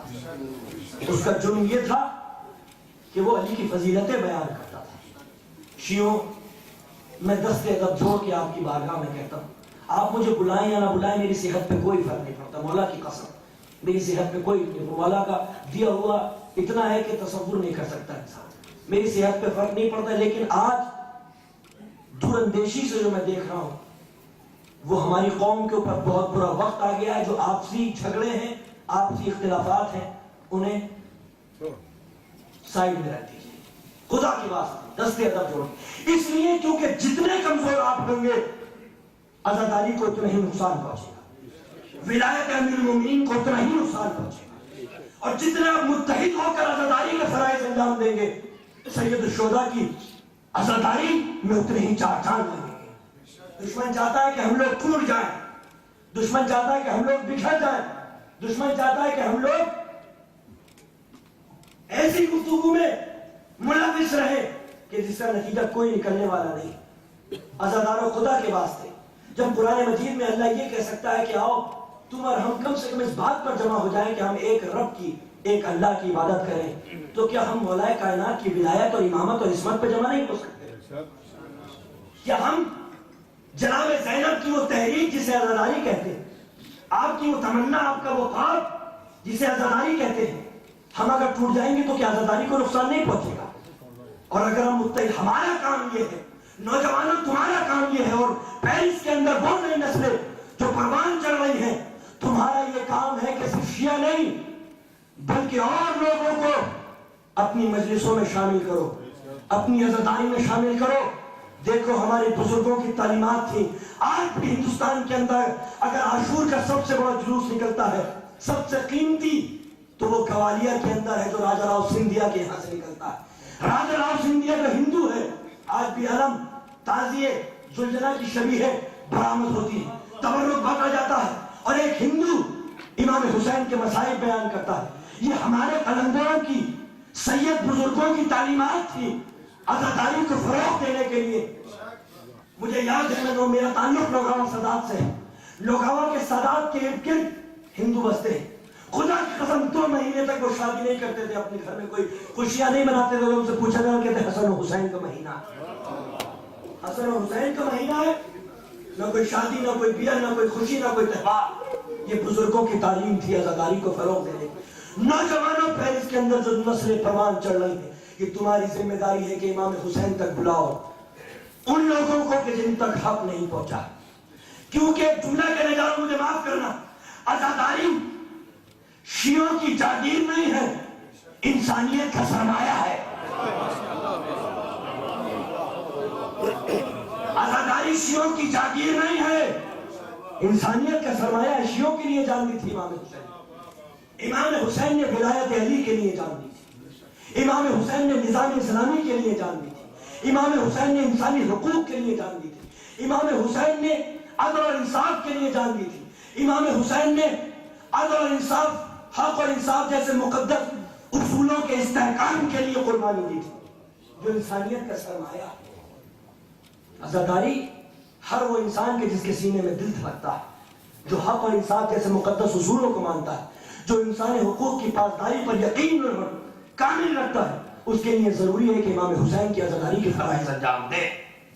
کیونکہ امام حسین نے سب طبقوں کے لیے، ہر ریلیجن کے لیے، ہر قوم کے لیے، ہر کمیونٹی کے لیے، ہر سیولائزیشن، ہر تہذیب کے لیے جان دی۔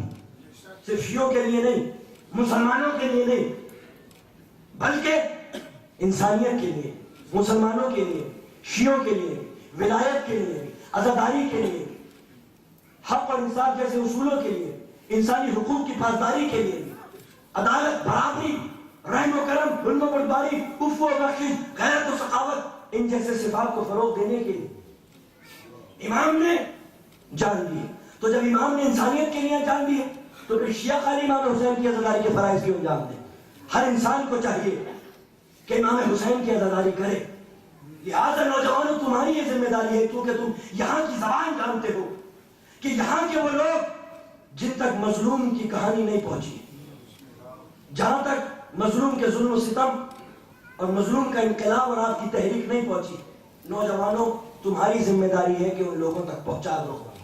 یہ بہت بڑا کارنامہ ہوگا کہ امام نے کہ حق کو ہم غیروں تک پہنچائیں۔ یہ ہماری عزاداری کا بہت بڑا مقصد ہے کہ غیروں تک، تاکہ عزاداری جب اگلے سال جلوس نکلے پیرس کے اندر تو عیسائی بھی ہو، یہودی بھی ہو، اور وہ بھی ہو جو خدا کو بھی نہیں مانتے، رسول کو بھی نہیں مانتے۔ کیونکہ امام کا ازاخانہ وہ ہے، کیونکہ مسجد میں تو وہی آ سکتا ہے جو لا الہ الا اللہ محمد رسول اللہ کا کلمہ پڑھتا ہو، لیکن جو سینے میں دل اور حیات رکھتا ہے وہ امام کے ازاخانے میں آ سکتا ہے، وہ حیات پا سکتا ہے، وہ طلبگار ہدایت ہو سکتا ہے، وہ قدم رکھ سکتا ہے۔ تو ازاخانوں کے دروازے ہر قوم و ملت کے لیے بلا تفریق کھلے ہوئے ہیں۔ مسجد کے دروازے انہی کے لوگوں کے لیے ہیں کہ جو کلمہ گو ہیں، لیکن یہ مکتب حسینی ہے، मदरसा हुसैनी, शम्ए विलायत रोशन हो रही है। लिहाजा जिस तरह से जब कैद पड़ता है तो पानी की तासीर ये होती है, जहां भी कैद होता है हयात देने के लिए वहां पहुंच जाता है। ये अज़ादारी हयात है, ये अज़ादारी जिंदगी है। जहां भी कैद हयात होगा उस अज़ादारी को वहां तक पहुंचा दो ताकि कौमों तक हयात पहुंच सके, कौमों तक जिंदगी पहुंच सके। अज़ादारी मुसलमानों की जागीर नहीं है, ये ना कोई बिदअत है ना शिर्क है, बल्कि ऐन तौहीद है अज़ादारी। ये शबीह बनाना, ये आलम, ये जुल्जना, ये ताज़िये, ये ज़री है, ये शबी है। और इस्लाम का निजाम कामिल नहीं होता जब तक शबी ना बना ले। ये मुसलमान जो ज़िलहिज की 10वीं तारीख को ज़िबा करते हैं, ये क्या है जानवर? ये जानवर शबी और जानवर की जो नबीज़ादे के काम आया। और जो है ये शबी है जब तक ये जानवर उस जानवर से मंसूब नहीं। आज यौम अर्बईन है, अगर तजावुज कर जाओ मुझसे तो मुझे माफ कर देना। लिहाजा ये जानवर जब तक मंसूब नहीं हुआ था, तवज्जो नौजवानों, जब तक मंसूब नहीं हुआ था उस जानवर से जो नबीज़ादे के काम आया, लायक इज्जत और एहतराम नहीं था। लेकिन जब मंसूब हो गया तो खबरदार, वलबुदन जअलनाहा लकुम मिन शाइरिल्लाह, इसको जानवर मत समझना, ये अल्लाह की निशानी बन चुका है। मंसूब हो गया उस जानवर से जो नबीज़ादे के काम आया, तो जो जानवर नबीज़ादे के काम आ जाए, इब्राहिम के बेटे के, वो शायर अल्लाह बन जाए। और जो जुल्जना रसूलुल्लाह के बेटे के काम आ जाए वो शायर अल्लाह ना बने। वो जुल्जना शायर अल्लाह है जिसकी तारीफ, जिसके कसीदे परवरदिगार आलम ने कुरान मजीद में सूरह वलादियात में पढ़ा है। सूरह आदियात कुरान मजीद का 100वां सूरा, जिसमें जुल्जना के कसीदे परवरदिगार आलम ने बयान किए। अगर हम अपनी मजलिसों में जुल्जना का जिक्र करें तो बिदअत, और उसी का जिक्र अगर तुम नमाजों में करो तो इबादत। तवज्जो है, ये मस्जिदें क्या है? ये शबीह है काने खुदा की। काने खुदा क्या है? ये शबीह है बैतुल मामूर की, जो फरिश्तों का किबला है। तो हमारा निजाम कामिल नहीं होता। ये जो हज कर रहे हैं, हम जानते हैं हुजूर तशरीफ फरमा, हज के अहम अरकान क्या है? तवाफ, बैतुल्लाह का तवाफ, मुकाम रहीम पे नमाज, हजर अस्वद को बोसा देना, सफा मरवा के दरमियान सही करना। असल हज, एक मैंने बहुत बड़े फकीर से पूछा था, उन्होंने कहा था ये सब चीजें हज, लेकिन जो सबसे इंपॉर्टेंट चीज है इसमें वो है सफा और मरवा के दरमियान सही। तो मुसलमान का हज शामिल नहीं होता जब तक सही ना कर ले। ये सही क्या है? ये शबी है उस अमल की जो 6000 साल पहले हजरत हाजरा ने अंजाम दिया था। और हज क्या है? शबी है। हम मुसलमान जाके शबी मनाते हैं अमल हाजरा की, जब जाके कहीं हज मुकम्मल होता है। तो हज मुकम्मल नहीं होता जब तक शबी ना बना ले। तो ये अज़ादारी का निज़ाम है, जो कल्चर है, ये मबनी है शबीहों के ऊपर। अच्छा, अगर अल्लाह चाहता तो जबान से काम ले लेता, तर्जुमानी से काम ले लेता। भाई मुकद्दस हाजरा के कदम जो सफा और मरवा के दरमियान दौड़े, ये क्यों कल्चर बनाया अल्लाह ने? कह मुसलमानों जाओ सफा और मरवा के दरमियान सही करो। जब तक सही ना करोगे जबानी जमा खर्च से काम नहीं चलेगा। तुम्हें जाके अमल अंजाम देना होगा, सही करनी होगी, जब जाके तुम्हारी इबादत कबूल होगी। हज कहलाएगा जब तुम शबीह अमल शबीह हाजरा बनाओगे। अल्लाह चाहता तो कुरान मजीद में सिर्फ लफ्जी बयान से काम ले लेता, तारीफ कर लेता हजरत हाजरा की, लेकिन लफ्जी बयान से काम नहीं लिया जब तक उसको रस्म रिवाज में तब्दील नहीं कर दिया। तो हम काली कोई कॉन्फ्रेंस करने लगे इमाम हुसैन के ऊपर, अज़ादारी के ऊपर, नहीं। जब तक कल्चर ना हो शबीहों का, जब तक जुलूस बरामद ना हो, जब तक मातम ना हो, जब तक ये अज़ादारी का निजाम रायज ना हो, जब तक वो नताइज हासिल नहीं हो सकते जो नताइज दीन इस्लाम हमें देना चाहता है। क्योंकि चाहता दीन इस्लाम तो लफ्जी बयान से काम ले लेता, लेकिन कुरान मजीद ने कह दिया कि लफ्जी बयान में वो ताकत नहीं होती जो रस्म रिवाज में होती है। इसीलिए जरूरी है कि जुलूस निकालो, मातम करो, जुलूस बरामद करो। ये निजाम अज़ादारी है। लिहाजा हमें इसको कायम रखना। और हम अगर मिलकर रहेंगे, एक साथ अज़ादारी करेंगे तो अज़ादारी को फायदा होगा। और अगर हम टूट जाएंगे, अपने उलमाए कराम को सरे राह गालियां बकते फिरेंगे, तो फिर गैर इंसान यही कहेगा कि देखो आपस में इतनी तफरीक है, तो फिर क्या फायदा है इमामत? ये आपस में खुद लड़ रहे हैं। तो जितना हम लड़ेंगे निजाम अज़ादारी उतनी ही कमजोर होगी। और जितना मजबूत होकर और कौमे के लोगों को शामिल करके عزاداری کے فرائض انجام دیں گے. خدا کی قسم عزاداری میں اترے ہی 4 چاند لگے. جناب سیدہ دعائیں دیں گی تمہیں. جتنا زیادہ استحکام بخشو گے نظام عزاداری کو, ولایت امیر المومنین اس دنیا میں اتنی ہی مضبوط ہوگی جتنا ہم آپس میں مل کر امام علی کے نام بلند کریں گے, آپ کی فضیلتیں بیان کریں گے. لیکن اگر ہم علی کے نام پہ ہی لڑنے لگے تو پھر وہ قومیں جو علی کے نام پر کھینچنے والی, وہ قوموں کے لیے کوئی لذت باقی نہیں رہے گی. اس لیے یاد رکھیے گا ابھی ہماری ذمہ داری ہے کہ وہ نعمت ولایت علی جیسی نعمت جو اللہ نے ہمیں بخشی ہے, جس سے بڑی کوئی نعمت نہیں, ولایت علی جیسی نعمت کی شان و شوکت ہم باقی رکھتے ہیں یا اس کے لیے صبر ذلت کرتے ہیں. یہ اب ہماری ذمہ داری ہے. نوجوانوں, ہماری قوم پہ بہت برا وقت آ گیا ہے. خدا کے واسطے یہ سارے ملنگ اور مقصر جتنی بھی بحثیں اس کو سائڈ میں رکھ دو اور امیر المومنین کی ولایت اور امام حسین کی عزاداری پر جمع ہو جاؤ.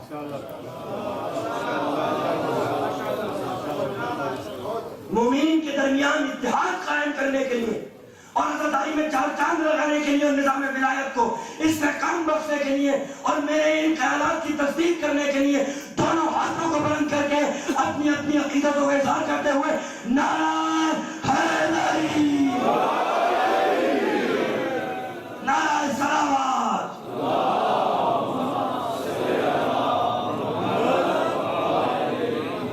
اور آپ کو سلامت رکھ کے میں امید کرتا ہوں کہ آج سے بعد یہ تمام بحثیں ہمارے اندر چاہے وقتیہ ہی صحیح, دیکھیں ڈسکشن ہونا چاہیے, میں ڈسکشن کو کبھی نہیں روکتا, لیکن ڈسکشن اتنا گہرا نہ ہو کہ تفریق بن جائے.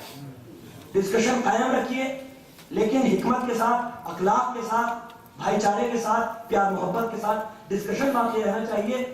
ڈسکشن ہوتے رہنا چاہیے لیکن ڈسکشن ایسا نہ ہو کہ عداوتیں پیدا ہو جائیں, نفرتیں پیدا ہو جائیں اور اپنوں اور بیگانوں میں کوئی فرق نہ رہے. ایسا نہ ہو. لہذا خدا کے واسطے ولایت امیر المومنین اور عزاداری امام مظلوم پر ہمیں جمع ہونا ہے. ان تمام بحثوں کو فی الحال ہمیں سائڈ میں اس لیے کر دینا ہے کیونکہ ہماری قوم کے اوپر, ارے جب یہ نہیں دیکھتا مارنے والا کہ آپ کوئی مقصر ہے یا ملنگ ہے, وہ تو یہ دیکھتا ہے کہ امیر المومنین کا ماننے والا ہے. جب بم کا وسفوٹ ہوتا ہے تو یہ تھوڑا دیکھتا ہے کہ اس کا عقیدہ کیا تھا اور کیا نہیں تھا, یا اس کے دل میں کس درجے کے کمالات مولا علی کے لیے وہ سمجھتا تھا, فضیلتیں مولا علی کے متعلق اس کی معرفت کا عالم کیا تھا. یہ نہیں دیکھتا بلکہ یہ دیکھتا ہے کہ امیر المومنین کا ماننے والا ہے, عزاداری کے فرائض انجام دے رہا ہے, بس اس کے لیے کافی. تو جب دشمن یہ نہیں دیکھ رہا تو آپس میں ہم یہ دیکھ کے اپنے آپ کو اور کمزور کیوں کریں. ہم تو پہلے سے ہی مر رہے ہیں, پہلے سے ہی مر رہے ہیں, تو پہلے سے ہی کمزور ہیں. جتنے کمزور ہوتے چلے جائیں گے عزاداری کو تو نہیں نقصان پہنچے گا. خدا کے واسطے اگر چاہتے ہو کہ عزاداری کو استحکام بخشا جائے, عزاداری کا نظام اپنی پوری طاقت اور شان و شوکت کے ساتھ رائج ہو, تو پھر ضروری ہے کہ ہم ولایت امیر المومنین اور امام مظلوم کی عزاداری پر اکٹھے ہو جائیں, جمع ہو جائیں اور اس طرح کی بحث و مباحثے سے درگزر کریں کہ جو کینہ, نفرت, عداوتیں پیدا کرتی ہے اور آخرکار نقصان پہنچتا ہے تو عزاداری کو پہنچتا ہے, نظام ولایت کو پہنچتا ہے. اسی نظام ولایت کے قاتل امام حسین نے اپنا بھرا گھر لٹا دیا. یوم اربعین آ گیا, امام سے سوال بیعت ہوا اور امام نے بیعت نہیں کی. لیکن ہاں عزاداروں میری سمجھ میں آتا ہے کہ معصوم امام جیسا بیعت نہ کرے, سمجھ میں آتا ہے. عباس جیسا عمرو بن ہاشم بیعت نہ کرے, سمجھ میں آتا ہے. علی اکبر جیسا کڑی جوان بیعت نہ کرے, سمجھ میں آتا ہے. قاسم جیسا یتیم حسن بیعت نہ کرے, سمجھ میں آتا ہے. اور محمد جعفر طیار کے پوتے شیر بچے بیعت نہ کرے, سمجھ میں آتا ہے. لیکن 4 برس کی سکینہ بیعت نہ کرے, یہ سمجھ میں نہیں آتا. یہ بچی زندہ رہی تو کیسے رہی جو اتنی محبت کی عادی تھی. نام نہیں تھا سکینہ, نام تھا فاطمہ, کیونکہ مولا فرماتے ہیں کہ امام حسین نے ہر بیٹے کا نام علی اور ہر بیٹی کا نام فاطمہ رکھا. اتنے علی اور فاطمہ تھے, تسکین کا سبب سکینہ. کبھی علی اکبر کی آغوش میں, کبھی عباس کے پاس، کبھی قاسم کے پاس۔ وہ سکینہ جو شب عاشور گھر بھر کی محبت کا مرکز بنی رہی، آج روز عاشور دنیا کی نظریں بدل گئی۔ اب سکینہ کے ہاتھوں میں بابا کا دامن ہے، حسین پیچھے ہٹتے چلے جاتے ہیں، سکینہ کے ہاتھوں سے بابا کا دامن مختصر ہوتا چلا جاتا ہے۔ حسین کہتے ہیں سکینہ میری بچی یتیموں کی طرح زندہ رہنا۔ جزاک اللہ 4 برس کی بچی پوچھتی ہے بابا یتیم کس کو کہتے ہیں؟ جب رخساروں پر تماچے لگنے لگے، جب کاموں کی تالیاں کہتا ہے، جب سر سے نگاہ گر جائے تو سمجھ لینا یتیم ہو گئی۔ عزاداروں میں وقت اثر بچیاں آندیاں چلی، سراج کا پانی اچھلا، زمین میں زلزلہ آیا، کسی شکل میں سکینہ کے تماچا مارا۔ سکینہ کہتی ہے اے حسین کیا یتیم ہو گئی کہ تم سے تماچے مارا؟ جزاک اللہ۔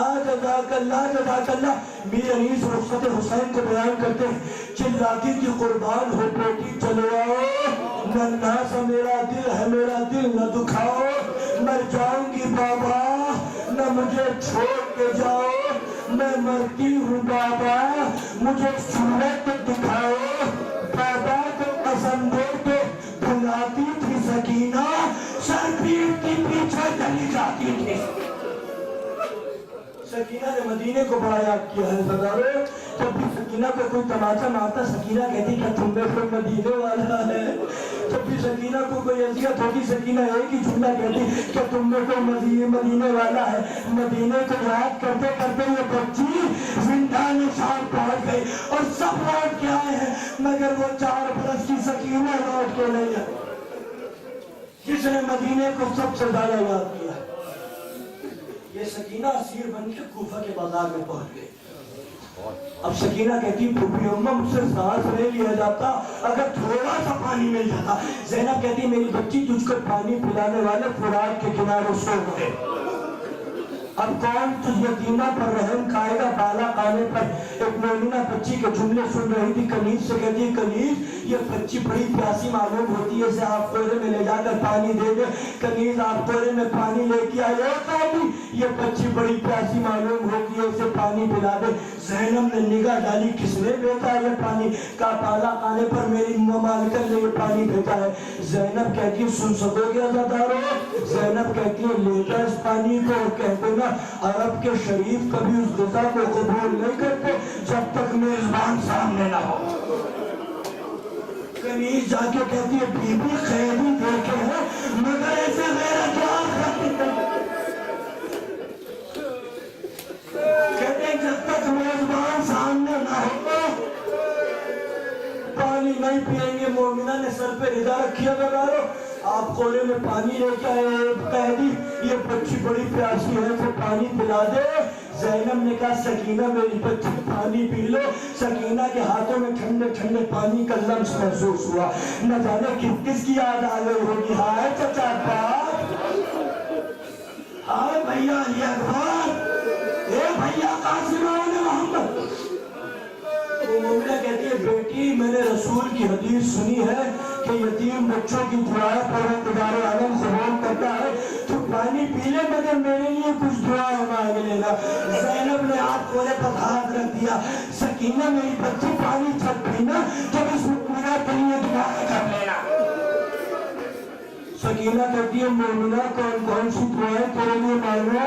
مومنہ کہتی ہے بیٹی میرا شوہر پردیس گیا ہے، پروردگار سے دعا کر خیریت کے ساتھ پلٹ آئے، میرے بچے یتیم نہ ہو۔ سکینہ نے ننھے ہاتھوں کو آسمان کی طرف بلند کر کے کہا یا رسول کو ملانے والے، ارے مومنہ کا شوہر خیریت کے ساتھ پلٹ آئے، اس کے بچے یتیم نہ ہو۔ اے مومنہ اور کون سی دعا مانگوں؟ سن سکت بہت مومنہ کہتی ہے بیٹی دعا مانگ جیسے تو یتیم ہوئی ہے، ایسے میرے بچے یتیم نہ ہو۔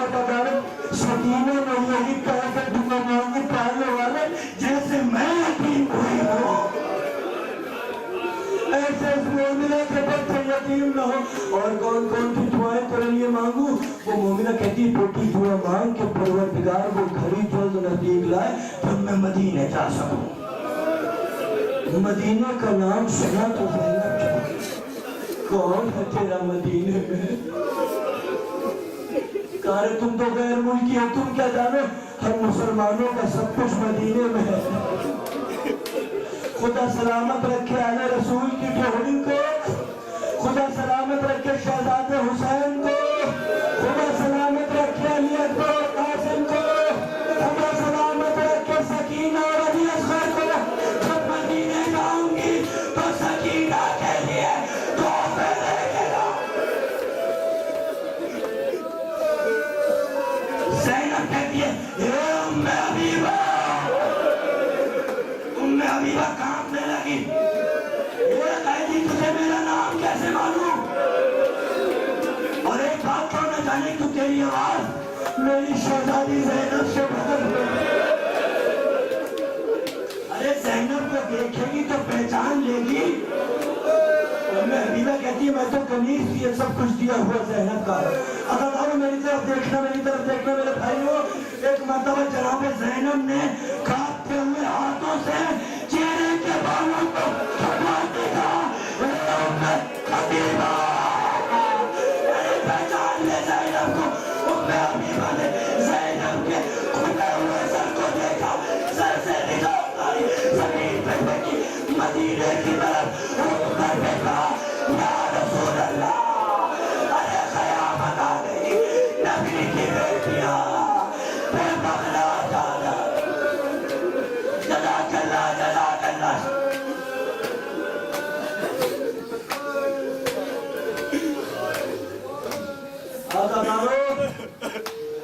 एक साल की गिरियाजारी के बाद जब यजीद के महल में ज़लज़ले महसूस होने लगे तो यजीद ने इरादा किया कि आले रसूल को रिहा कर दिया जाए। कहीं इनकलाब ना आ जाए, इस डर से यजीद ने यह तय किया कि आले रसूल को रिहा कर दिया जाए। रात की तारीकी में सैयद सज्जाद को बुलाया है। आज हाथों में हथकड़ियां नहीं, पैरों में पेड़ियां नहीं, गले में दाग नहीं, कमर में लंगर नहीं।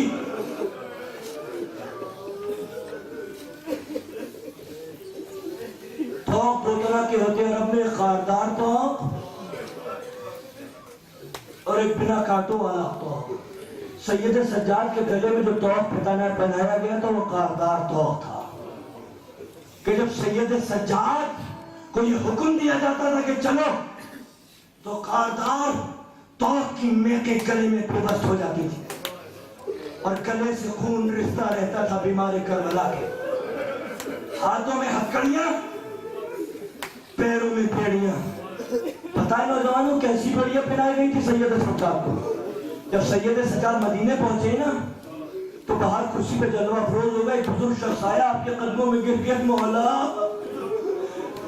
कयामत आ गई मौला। एक मर्तबा चौंक के उठा, मौला आपके पैरों में तो गोश्त ही नहीं है। कहा मुझे ऐसी आनी पेड़ियां पहनाई गई थी जो मेरा गोश्त खा गई। कमर में लंगर, नौजवानों तुम्हें नहीं पता होगा रब का लंगर क्या होता है। सुनो मुझसे, रब का लंगर क्या होता है। कमर में एक लोहे की खारदार पेटी, बहुत वजनी पेटी होती है खारदार, उससे मुंसलिक एक जंजीर होती है, उससे मुंसलिक एक बहुत बड़ा लोहे का गोला होता है। जब तक बीमार कैदी लोहे के गोले पर न घसीटे आगे नहीं बढ़ सकता है। मैं तसव्वुर करो दौड़ते हुए नाखे और सैयद सज्जाद के लिए ये हुक्म कि दौड़ के रखो। जज़ाकल्लाह, जज़ाकल्लाह। सैयद सज्जाद को रात की तारीकी में बुलाया। यजीद ने कुर्सी छोड़ दी, फर्जंद रसूल तशरीफ फरमा हो जाइए। सैयद सज्जाद कहते हैं, यजीद आज क्यों बैठने के लिए कह रहा है? हम तो घंटों खड़े रहे हैं तेरे दरबार में, पता गरज क्या है, क्यों बुलाया? बहुत देर के बाद यजीद ने इकरार किया, कहता सैयद सज्जाद जो कुछ हो गया है उसे भूल जाओ, अपने बाप का खून मुझ पे माफ कर दो और ये सारी दौलत ले लो। एक मर्तबा यजीद ने कनीजों को इशारा किया, कनीजों ने कानों पर से कपड़े हटाना शुरू किए। जब सैयद सज्जाद ने सोने और चांदी के सिक्कों को देखा तो फरमाते, यजीद मुझको क्यों दे रहा है ये दौलत? ऐसा रसूल अल्लाह को देना। अल्लाह के रसूल आपके घराने के छोटे छोटे बच्चों को जिंदा कर दिया। यजीद कहता सैयद सज्जाद मेरी तरफ से आप आजाद हैं, चाहे मक्का में रहिए चाहे मदीने में रहिए, अपनी इज्जत के साथ धनुष में जिंदगी गुजारिए। सैयद सज्जाद कहते हैं जब तक फूफी अम्मा से मशवरा ना कर लो, ए ज़ैनब कुबरा तेरी अजमतों को सलाम। आज तो मासूम इमाम भी तेरे मशवरों के बगैर आगे नहीं बढ़ता।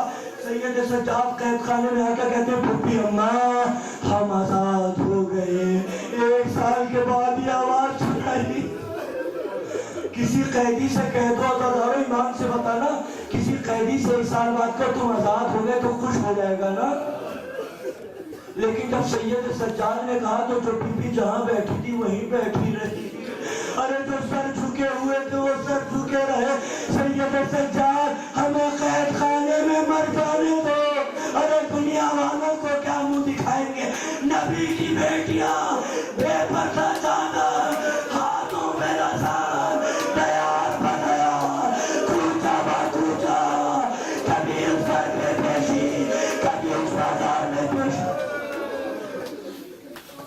आज नाखे लाए गए, नाखे पे महमिल की, महमिल पे पर्दा नस्ब हुआ, बड़ी इज्जत के साथ सैदानियों को सवार किया गया। रावी कहता है एक महमिल से किसी चीख के रोने की आवाज बुलंद हुई। ज़ैनब ने खुद को जमीन पर गिरा दिया, दौड़ती हुई कैद खाने की तरफ गई। रावी कहता है कुछ रह गया क्या ज़ैनब? ज़ैनब कहती है हाँ मेरे भैया की अमानत रह गई। एक नन्ही सी खबर ज़ैनब ने उस पर मुंह रख दिया। अरे बड़ा मदीने अरे आज हम मदीने जा रहे हैं, बस ऐसे खबर से आवाज आई हो सकीना का सलाम और शुक्र से कह देना तुम बड़ी खुशनसीब हो। कानों सालों पे तमाचे नहीं लगे, कानों की बारियां नहीं उठी, बयान बयान खुद पहुंचा। आज के रोज बाजार में ये काफिला करबला पहुंच गया। अरे बीवियों ने जब महसूस किया कि करबला आ गई, अपने आप को महमिल से गिरा दिया। बीवियां हजरत अब्बास की खबर पे आई। ज़ैनब कहती है मेरा था, अरे जब तू जिंदा था तो तेरे हाथों में शमशीर, किसी में हिम्मत और जुर्रत न थी जो खेमों की तरह फेंका।